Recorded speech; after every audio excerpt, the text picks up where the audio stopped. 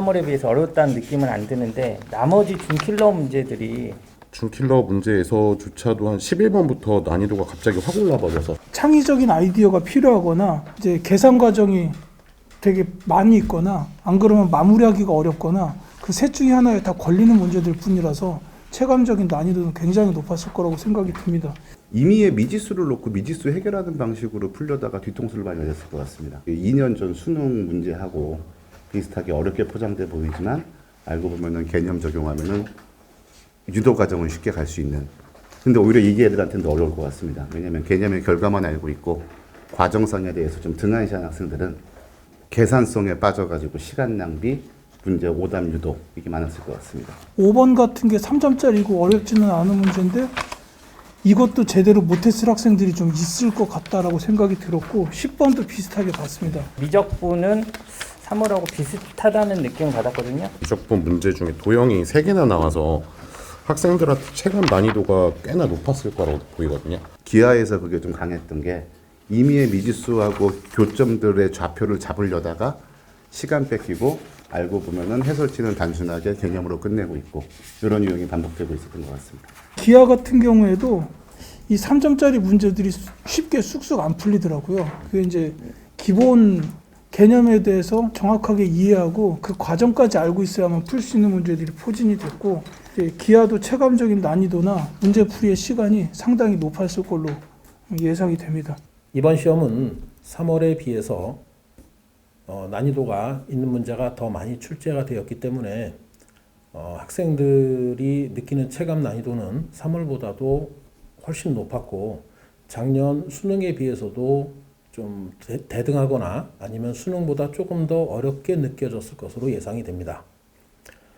좀 세부적으로 들어가면 확률과 통계에서는 3월 모의고사에서는 28번과 30번에서 좀 변별력을 갖추는 문제가 있었다면 이번 시험에서는 28번, 29번, 30번 모두 동일하게 케이스가 많이 나누어지는 경우에 대한 문제들이 출제되어서 학생들이 다소 시간이 좀 많이 걸리고 그래서 시간 부족을 많이 호소했을 것 같습니다.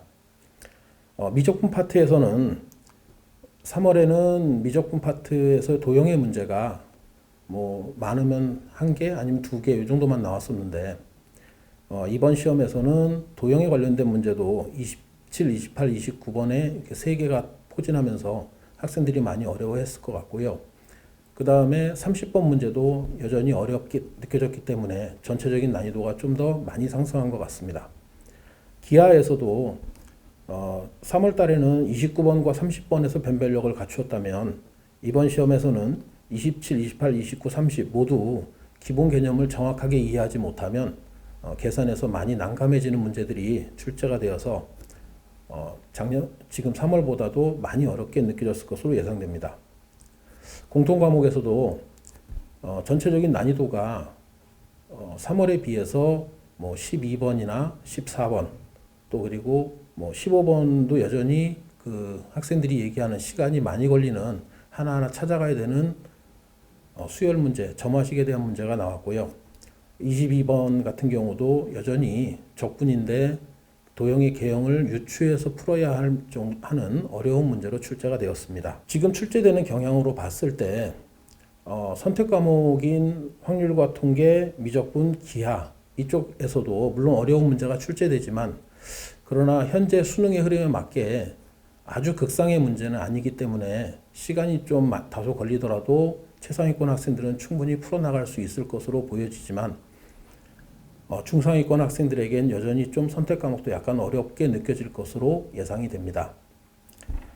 공통 과목은 여전히 많이 어려운 부분들이 좀 있기 때문에 공통 과목에서 좀 더 우리가 집중을 해야 될 것 같고요.